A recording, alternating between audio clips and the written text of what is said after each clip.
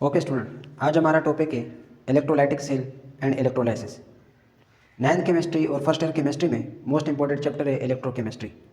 ठीक है, नाइन्थ की केमिस्ट्री में page number 148 and first year chemistry में पेज नंबर 246 पर ये टॉपिक दिया गया है।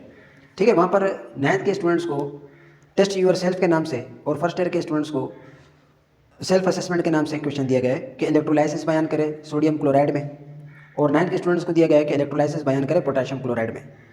तो आज हम इलेक्ट्रोलाइसिस भी डील करेंगे कि इलेक्ट्रोलाइसिस क्या होता है और किस तरीके से इलेक्ट्रोलाइसिस होती है। उससे पहले इलेक्ट्रोलाइसिस से पहले हम इलेक्ट्रोलाइटिक सेल डिस्कस करेंगे। आज का टॉपिक भी हमारा है इलेक्ट्रोलाइटिक सेल एंड इलेक्ट्रोलाइसिस। तो पहले हम इलेक्ट्रोलाइटिक सेल को डिस्कस करेंगे, इसमें क्या क्या चीज़ें रिक्वायरमेंट हमें पड़ेगी, इलेक्ट्रोलाइटिक सेल की बनावट किस तरह से होती है, इलेक्ट्रोड क्या होते हैं, नेगेटिव और पॉजिटिव इलेक्ट्रोड को क्या कहते हैं, ठीक है, इलेक्ट्रोलाइट्स क्या होते हैं, ये सारी चीज़ें आज हम डिस्कस करेंगे। ठीक है, तो देखिए सबसे पहले हमारे पास यहाँ तस्वीर मैंने बना दी है इलेक्ट्रोलाइटिक सेल। इलेक्ट्रोलाइटिक सेल में सबसे पहले जो इंपॉर्टेंट चीज़ है वो है इलेक्ट्रोलाइटिक कंटेनर। ये जो आपको बीकर नुमा नज़र आ रहा है इसे हम कहते हैं इलेक्ट्रोलाइटिक कंटेनर। ठीक है, आप लिखिए अपने पास, इसे हम कहते हैं इलेक्ट्रोलाइटिक कंटेनर। ठीक हो गया। ओके, ये याद रखिएगा कि इलेक्ट्रोलाइटिक कंटेनर जो होता है ये नॉन कंडक्टर होता है, यानी कि इसे लाजमी इंसुलेटर होना चाहिए। ठीक है ना, क्योंकि इलेक्ट्रिसिटी पास हो रही है और अगर ये कंटेनर ही यानी कि कंडक्ट इलेक्ट्रिसिटी करेगा तो वहाँ पर फिर आपको इस प्रोसेस को पूरी तरह से समझने में मुश्किलात होगी। ठीक हो गया, यानी कि अगर ये खुद ही स्पार्क कर रहा होगा, करंट दे रहा होगा, तो इलेक्ट्रोलाइसिस करना यानी कि मुमकिन नहीं होगा। तो इसलिए इलेक्ट्रोलाइटिक सेल में यानी कि इलेक्ट्रोलाइटिक सेल में जो इलेक्ट्रोलाइटिक कंटेनर है ये नॉन कंडक्टर होता है। ठीक है, कांच का बना हुआ ये बर्तन है, इसे बीकर कहते हैं, नॉन कंडक्टर। ठीक हो गया, इसका नॉन कंडक्टर होना जरूरी है, इसे इंसुलेटर भी कहते हो। ओके, ठीक हो गया, इलेक्ट्रोलाइटिक कंटेनर ये जो आपको नजर आ रहा है। इसके बाद इसमें जो दूसरी अहम चीज़ है वो ऊपर इलेक्ट्रिक सोर्स, ये जो आपको नजर आ रहा है बैटरी नुमा, इसे हम कहते हैं इलेक्ट्रिक सोर्स। ठीक है, ये इसमें जो सेल होते हैं, ठीक है, ड्राई सेल, वो भी यूज़ किए जा सकते हैं। इसके अलावा जो छोटी बैटरीज वगैरह होती है जो मोटर बाइक में लगती है वो भी यूज़ होती है, और डायरेक्ट करंट के साथ हम वोल्ट मीटर वगैरह लगाकर उसे भी यूज़ कर सकते हैं। ठीक हो गया, तो ये हमारे पास है इलेक्ट्रिक सोर्स, इलेक्ट्रिक सोर्स। ठीक है, ये लिख दें electric source. Okay, electric source, ठीक हो गया। इसके बाद इलेक्ट्रिक सोर्स के साथ हमने एक तरफ पॉजिटिव साइड और एक तरफ नेगेटिव साइड। ठीक है, ये सेल की अरेंजमेंट जब आप उस बॉक्स में करोगे जिसके अंदर सेल बॉक्स होता है, उसके अंदर जब आप अरेंजमेंट करोगे तो जिस साइड पॉजिटिव साइड होगा सेल्स का वो पॉजिटिव कहलाएगा और जो नेगेटिव साइड होगा वो नेगेटिव होगा। ठीक हो गया, तो ये हमने 3 सेल जोड़ दिए, ये पॉजिटिव साइड है और ये नेगेटिव साइड है। ओके, अब पॉजिटिव साइड के साथ हमने क्या करना है, पहले एक वायर कनेक्ट करनी है और इसे एक छोटे से होल्डर में लेकर आना है। उस होल्डर में बल्ब लगा होगा ताकि अगर यहाँ हम कोई इलेक्ट्रोलाइटिक सोल्यूशन डाल दे, ठीक है, यानी कि हम इसमें जब कोई इलेक्ट्रोलाइट्स डालें, इलेक्ट्रोलाइटिक सोल्यूशन, ठीक है, ऐसा कोई इलेक्ट्रोलाइट डाल दे जो कंडक्शन करो, तो ये लाइट रोशन होगी, इससे हमें मालूम होगा कि इलेक्ट्रोलाइसिस हो रही है और करंट का फ्लो शुरू हो चुका है। ठीक है ना, तो ये होल्डर इसलिए हम यूज़ करेंगे। इसके साथ यहीं से ये होल्डर की वायर बल्ब के अंदर और फिर बल्ब से यहाँ से निकलकर आप इसे लगा दोगे इस साइड पर। अब ये जो लगा है आपको एक रेड कलर का दिख रहा है, एक ग्रीन कलर का दिख रहा है, इसे कहते हैं इलेक्ट्रोड। ठीक है, इन दोनों को कहते हैं इलेक्ट्रोड, इसे भी और इसे भी इलेक्ट्रोड। ठीक है, इलेक्ट्रोड हो गए दो तरह के, इलेक्ट्रोड होते हैं दो तरह के। अगर ऐसा इलेक्ट्रोड जिसको बैटरी से पॉजिटिव साइड के साथ अटैच कर दिया जाए, जोड़ दिया जाए, इसे आप कहोगे एनोड। ठीक है, इसे आपने कहना है एनोड, यानी कि पॉजिटिव टर्मिनल के साथ अटैच। दूसरा है बैटरी के नेगेटिव साइड के साथ। यहाँ पर आपने क्या करना है, बैटरी के नेगेटिव साइड से एक वायर लेकर आनी है और एक छोटा सा बॉक्स बना हो गया। ठीक हो गया, इसे की बॉक्स कहते हैं, यानी कि दोनों के दोनों बीच में ये जो आपको रेड कलर के दिख रहे हैं ये दोनों की तरफ छोटे छोटे मेटल्स लगे हैं। ठीक है, ये एक छोटी सी की है, ये भी मेटल है। अगर इस की को मैं उठाकर यहाँ इन करूँगा तो करंट का फ्लो शुरू हो जाएगा। ठीक हो गया, समझ में आ रही है बात। तो इस वायर को पहले आपने इस की के पास लेकर आना है और फिर इस की से जोड़कर इस इलेक्ट्रोड के साथ जोड़ देना है। तो आप देखिए ये वाला जो इलेक्ट्रोड है ये बैटरी के नेगेटिव साइड के साथ अटैच है। तो ऐसे इलेक्ट्रोड जो बैटरी के नेगेटिव साइड के साथ अटैच होगा आप इसे नाम दोगे कैथोड। ठीक हो गया, कैथोड या फिर नेगेटिव टर्मिनल, इसे कहते हैं पॉजिटिव टर्मिनल, ऊपर सैंपल भी बना है पॉजिटिव, और इसे कहते हो नेगेटिव टर्मिनल। यहां तक आपको बात समझ में आ गई होगी। अब ये जो इलेक्ट्रोड लगे हैं, ये जो आपको नजर आ रहा है, ये डायरेक्ट वायर के साथ लटक नहीं सकते। इनको सहारा देने के लिए हमें एक हैंगर की ज़रूरत पड़ेगी ताकि हम इसके ज़रिए दोनों इलेक्ट्रोड को हैंग कर सके, यानी कि लटका सके। ठीक हो गया। तो ये जो हैंगर होगा ये प्लास्टिक का भी होता है और लकड़ी का भी होता है। ठीक है, यानी कि इसका भी नॉन कंडक्टर होना बहुत ज़रूरी है। अगर ये भी कंडक्टर होगा तो इससे भी इलेक्ट्रोलाइसिस में फ़र्क आ सकता है। ठीक है ना, तो इसका भी नॉन कंडक्टर होना ज़रूरी है। नॉन कंडक्टर से दूसरा आपको ये फ़ायदा होगा कि जब इलेक्ट्रोलाइसिस कंप्लीट हो जाएगी या आपने इलेक्ट्रोलाइसिस को चेक करना होगा तो आप इस हैंगर को पकड़ के, ठीक है ना, इलेक्ट्रोड को हिला सकते हो। थोड़ा अगर ये बीकर के साथ टच हो रहा होगा तो आप इसे थोड़ा इस तरफ कर सकते हो, उस तरफ मूव कर सकते हो। तो हैंगर आपको इसलिए काम आएगा। ठीक हो गया। तो ये इलेक्ट्रोलाइटिक सेल की बनावट चल रही है। अब इसमें एक जो अहम चीज़ है वो ये है कि अगर मैं इसकी को यहाँ जोड़ भी देता हूँ तो आप देखोगे इलेक्ट्रोलाइटिक यानी कि करंट फ्लो नहीं होगा। उसकी वजह ये कि यहाँ पर करंट को फ्लो करने के लिए जो इलेक्ट्रॉन्स यहाँ से निकलकर मूव करेंगे उन्हें यानी कि मूव करने के लिए मुझे यहाँ पर किसी न किसी इलेक्ट्रोलाइट की सोल्यूशन यानी कि इलेक्ट्रोलाइट की ज़रूरत पड़ेगी। ठीक हो गया। तो यहाँ मैं कोई ना कोई ऐसा सोल्यूशन डाल दूंगा जो इलेक्ट्रोलाइट हो। इलेक्ट्रोलाइट सोल्यूशन किसे कहते हैं, इलेक्ट्रोलाइट सोल्यूशन क्या होता है, तो देखिए आप इसके बारे में पढ़ चुके होंगे। इलेक्ट्रोलाइट होने के लिए 3 चीज़ें लाजमी हैं, यानी कि कोई भी चीज़ अगर इलेक्ट्रोलाइट होगी, ठीक है, इलेक्ट्रोलाइट होने तो इसमें 3 प्रॉपर्टीज़ होगी। पहली प्रॉपर्टी ये लिखिए आप अपने पास कि सोल्यूबल इन वाटर हो, सोल्यूबल इन वाटर, जैसे कि नमक वाटर में डिजोल्व हो जाता है।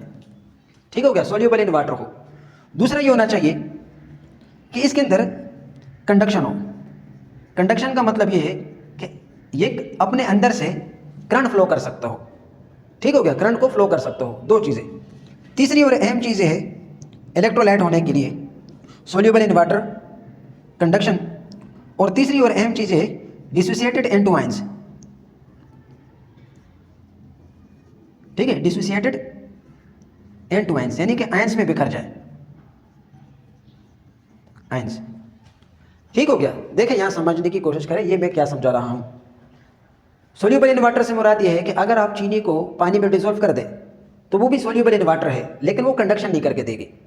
तो इसके लिए सोल्यूबल इन वाटर होना भी ज़रूरी है और साथ साथ कंडक्शन करना भी ज़रूरी है। ठीक हो गया। कंडक्शन का मतलब होगा कि करंट को फ्लो करवाए। अब कंडक्शन से हम मुराद ये है कि करंट को फ्लो करवाने के लिए या मेटल भी हो सकता है, यानी कि करंट को फ्लो करवाने के लिए अगर मैं इन दोनों को किसी मेटल से जोड़ दूं तो भी काम चल सकता है, लेकिन मुझे चाहिए इलेक्ट्रोलाइट। तो इलेक्ट्रोलाइट होने के लिए उसका डिसोसिएटेड इनटू आयंस होना बड़ा ज़रूरी है। अगर वो आयंस में डिसोसिएट होगा तो तब जाकर एक इलेक्ट्रोलाइटिक सेल मुकम्मल होगा। ठीक हो गया। तो इलेक्ट्रोलाइटिक सेल में जो दूसरी सबसे अहम चीज़ है इलेक्ट्रोलाइटिक कंटेनर के बाद जो सबसे अहम चीज़ है इलेक्ट्रोलाइटिक सेल में वह किसी इलेक्ट्रोलाइट का होना। ठीक है, तो इलेक्ट्रोलाइट होने के लिए 3 प्रॉपर्टीज़ होना ज़रूरी है।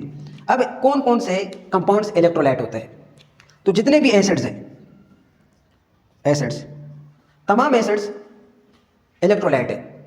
ठीक है, इसके अलावा जितने बेस हैं ये तमाम भी इलेक्ट्रोलाइट है, और साल्ट्स, ठीक है, सॉल्ट्स वगैरह भी इलेक्ट्रोलाइट है।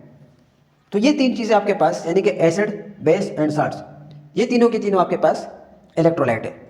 ठीक हो गया। तो आप कोई एसिड्स ले लें जैसे सल्फ्यूरिक एसिड, हाइड्रोक्लोरिक एसिड, ठीक है, सेम इसी तरह बेस में sodium hydroxide, potassium hydroxide, magnesium hydroxide, और salts sodium chloride, potassium chloride, calcium chloride या मैग्नीशियम क्लोराइड। ठीक है, इसके अलावा और भी बहुत सारे साल्ट है। तो ये सारे के सारे हमारे पास इलेक्ट्रोलाइट कहलाते हैं। इलेक्ट्रोलाइट में ये 3 प्रॉपर्टीज लाजमी है। एक बच्चे ने मुझसे सवाल पूछा कि सर क्या मेटल्स इलेक्ट्रोलाइट होते हैं, तो मेटल्स इलेक्ट्रोलाइट नहीं होते। Metals are good conductor of electricity but they are not electrolyte. ठीक है, उसकी वजह ये कि वो कंडक्शन तो कर सकते हैं लेकिन वो सोल्यूबल इन वाटर नहीं और डिसोसिएटेड टू इन आयंस नहीं होते। ठीक हो गया, जस्ट प्योर मेटल की बात हो रही है, जैसे आयरन हो गया, कॉपर हो गया, अल्मीनियम वगैरह हो गया। ठीक है, तो मेटल जितने भी है ये नॉन इलेक्ट्रोलाइट हो गए, इसलिए कि वो चार्ज में डिसोसिएट नहीं होते, वो वाटर सोल्यूबल नहीं होते। ठीक हो गया, वो जस्ट कंडक्शन करते हैं। और इलेक्ट्रोलाइट होने के लिए ये 3 प्रॉपर्टीज होना बहुत ज़रूरी है। ओके, तो अब हम इस इलेक्ट्रोलाइटिक सेल में एक इलेक्ट्रोलाइट कंपाउंड कोई भी सोल्यूशन ऐड कर देते हैं ताकि ये इलेक्ट्रोलाइटिक सेल मुकम्मल हो जाए। ठीक है, तो यहाँ देखें, इसमें अगर मैं aqueous solution of sodium chloride ले लेता हूँ, ठीक है, सोडियम क्लोराइड, और सोडियम क्लोराइड जैसे इसके अंदर हम इन कर देंगे, यानी कि सोडियम क्लोराइड को वाटर में डिजोल्व करेंगे, और डिजोल्व करने के बाद जब हम इसमें इन कर देंगे तो ये हमारे पास इलेक्ट्रोलाइटिक सेल पूरा हो जाएगा। अब इलेक्ट्रोलाइटिक सेल में अगर मैं यहाँ पर की इन करूँगा तो इसके अंदर जो प्रोसेस शुरू हो जाएगा, यानी कि जो डिसोसिएटेड आयंस है, यानी कि जो आयंस पानी में बिखरे पड़े हैं, जैसे कि सोडियम और क्लोरीन, सोडियम प्लस के आयंस एंड क्लोरीन नेगेटिव के आयंस, तो ये अपने अपने इलेक्ट्रोड की जानिब मूव करना शुरू कर देंगे। तो इनकी मूवमेंट के अमल में क्या होगा कि क्लोरीन और सोडियम आपस में अलग हो जाएंगे। तो जब एक एलिमेंट के अंदर यानी कि एक कंपाउंड के अंदर दो मुख्तलिफ तरह के एलिमेंट अलग हो जाए, ठीक है, अपने अपने चार्ज वापस गेन कर ले या जो चार्ज उनके पास है वो वापस रिमूव कर दे, तो उस प्रोसेस का नाम होगा फिर इलेक्ट्रोलाइसिस। ठीक हो गया। यानी कि इलेक्ट्रोलाइसिस जो है वो इलेक्ट्रोलाइटिक सेल में होती है। इलेक्ट्रोलाइटिक जो सेल है इसकी बनावट आपके सामने मैंने बना दी। ठीक हो गया। अब जैसे मैं ये की यहाँ लगाऊंगा तो उसके बाद एक नया प्रोसेस शुरू हो जाएगा और उसे हम कहेंगे इलेक्ट्रोलाइसिस, जो इसके बाद हमारा अगला टॉपिक है। तो आप इलेक्ट्रोलाइटिक सेल में करीब हर चीज़ को समझ चुकोगे। अब इसमें कुछ इजाफी बातें हैं वो मैं आपको बता देता हूँ। याद रखें, इलेक्ट्रोलाइटिक सेल जब हम बनाते हैं या इसमें जब इलेक्ट्रोलाइसिस शुरू करते हैं तो हमारी हर मुमकिन कोशिश होती है कि हम ऐसे इलेक्ट्रोड यूज़ करें जो इनर्ट हो। इलेक्ट्रोड भी दो तरह के होते हैं, एक तो चार्ज के एतबार से और एक कंडक्शन के एतबार से। ठीक है, कंडक्शन के एतबार से ऐसे इलेक्ट्रोड जो इनर्ट हो, इनर्ट इलेक्ट्रोड, इनर्ट इलेक्ट्रोड कहते हैं, इनर्ट इलेक्ट्रोड। ये दो होते हैं, एक ग्रेफाइट, ग्रेफाइट और दूसरा प्लाटिनियम। ठीक हो गया। ग्रेफाइट और प्लाटिनियम का जो इलेक्ट्रोड है, आप ज़्यादातर इलेक्ट्रोलाइटिक सेल, ठीक है, नेल्सन सेल हो गया या डाउन सेल्स हो गया, वहाँ आप देखोगे कि ज़्यादातर जो इलेक्ट्रोड हो गए वो प्लाटिनियम या ग्रेफाइट के होते हैं। प्लाटिनियम और ग्रेफाइट के इलेक्ट्रोड इस्तेमाल करने से हमें यह फ़ायदा होता है कि ये दोनों के दोनों जो इलेक्ट्रोड है, यानी कि ग्रेफाइट को हो या प्लाटिनियम को, ये इलेक्ट्रोकेमिकल यानी कि जब हम इसमें इलेक्ट्रोलाइसिस शुरू करेंगे तो ये अपने जो इनके पास फ्री इलेक्ट्रॉन होते उन्हें मूव नहीं करवाते। ठीक हो गया। तो इससे ये होता है कि सोल्यूशन के हमारे पास जो इलेक्ट्रोड पोटेंशियल और रेडॉक्स पोटेंशियल जो हम हासिल करते हैं वो हमें एक्यूरेट रिजल्ट दे रहा होता है। तो इससे हमें यह फ़ायदा होता है। इसके अलावा दूसरे इलेक्ट्रोड होते हैं जिन्हें हम कहते हैं एक्टिव इलेक्ट्रोड। वो भी आप अपने पास इजाफी बात लिख लें कि एक्टिव इलेक्ट्रोड क्या होता है। एक्टिव इलेक्ट्रोड देखे सुने, एक्टिव इलेक्ट्रोड जैसे कि लोहे का इलेक्ट्रोड यूज़ हो गया, लोहा आयरन, कॉपर को हो गया या एल्युमिनियम वगैरह को हो गया। ठीक है, ये ऐसे इलेक्ट्रोड है जो इलेक्ट्रोलाइसिस तो आपको करके दे रहे होते, लेकिन जब आप इलेक्ट्रोड पोटेंशियल मालूम करते हो या ऑक्सीडेशन और रिडक्शन में पोटेंशियल जो मालूम होता है उसमें फिर ये आपको एक्यूरेट रिजल्ट नहीं देते। तो इसलिए प्रोफेशनल्स के लिए ये बात इंपॉर्टेंट होती है कि जब भी आप इलेक्ट्रोलाइसिस करेंगे तो आपको इनर्ट इलेक्ट्रोड यूज़ करने पड़ेंगे। ठीक हो गया, ये बात भी समझ में आ गई। दूसरी अहम बात ये याद रखें कि इलेक्ट्रोलाइटिक कंटेनर का नॉन कंडक्टर यानी कि इसका इंसुलेटर होना बहुत ज़रूरी है।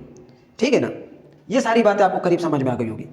एनोड क्या है, सॉरी, ये कैथोड है, नेगेटिव चार्ज यानी कि नेगेटिव टर्मिनल के साथ अटैच है, इसे आप कह दोगे कैथोड, और ये होगा एनोड।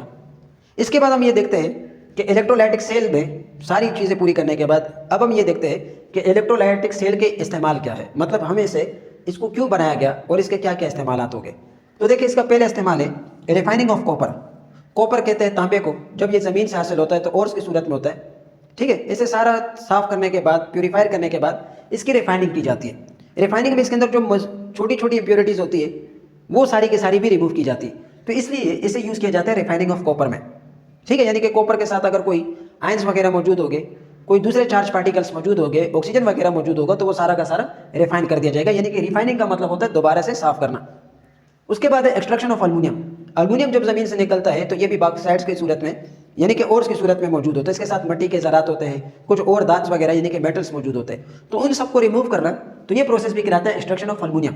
मतलब आप इसका सीधा सीधा ये मतलब समझे कि किसी भी मेटल को दूसरे नॉन मेटल्स और सॉइल पार्टिकल ज़रात से अलग करना, ये कहलाता है एक्सट्रैक्शन ऑफ मेटल्स। ठीक है, जैसे एक्सट्रैक्शन ऑफ अल्युमिनियम भी कह सकते हो, और अल्युमिनियम को मेटल, अल्युमिनियम मेटल भी है। ठीक इसी तरह इलेक्ट्रोलाइटिक सेल का जो तीसरा और सबसे अहम इस्तेमाल है वह है इलेक्ट्रोप्लेटिंग। इलेक्ट्रोप्लेटिंग का मतलब ये होता है कि एक मेटल पर किसी दूसरे मेटल की कोटिंग करवा देना। ठीक है, जैसे आयरन असल हालत में हो तो फ़ौरन से रस्टिंग पर चला जाता है, यानी कि ऑक्सीजन के साथ रिएक्शन करके जंग पकड़ता है। तो लोहे को जंग से बचाने के लिए हम उसकी जिंक की इलेक्ट्रोप्लेटिंग करवा देते हैं। इसके बाद हम अगले को टॉपिक में पढ़ेंगे इलेक्ट्रोप्लेटिंग। तो इलेक्ट्रोप्लेटिंग में आयरन के ऊपर जब जिंक की कोटिंग की जाती है उसे कहते हैं गैल्वेनाइज्ड आयरन। ठीक हो गया। तो गैल्वेनाइज्ड आयरन में रस्टिंग प्रॉपर्टी आम लोहे के मुकाबले में काफ़ी गुना कम हो जाती है। तो इलेक्ट्रोप्लेटिंग का में एक ये फ़ायदा है। ठीक हो गया। इसके बाद एंड में जो है इलेक्ट्रोलाइटिक सेल का जो सबसे अहम इस्तेमाल अभी हम टॉपिक में करने वाले हैं वो है इलेक्ट्रोलाइसिस। इलेक्ट्रोलाइसिस है क्या? इलेक्ट्रोलाइसिस का मतलब होता है इलेक्ट्रो यानी कि चार्जेस। ठीक है, चार्जेस, ये देखें चार्जेस, और लाइसिस का मतलब होता है ब्रेक। ठीक है, चार्जेस का ब्रेक होना। जैसे कि सोडियम और क्लोरीन है, सोडियम और क्लोराइड, इसे अगर हम इलेक्ट्रोलाइटिक यानी कि वाटर में सोल्यूबल कर दे, वाटर में डिजोल्व कर दे, या फिर हम इसे मेल्ट कर दे, ठीक हो गया, तो ये चार्ज में बिखर जाएगा, सोडियम पॉजिटिव और क्लोराइड नेगेटिव। उसके बाद हम बैटरी का यूज़ करके और इलेक्ट्रोड से करंट पास करवा कर, ठीक है, सोल्यूशन, इसके सोल्यूशन से करंट पास करवा कर सोडियम और क्लोरीन को एक दूसरे से अलग अलग कर देंगे। तो ये प्रोसेस कहलाता है इलेक्ट्रोलाइसिस। ठीक है, इसके बाद मैं आपको समझा रहा हूँ इलेक्ट्रोलाइसिस।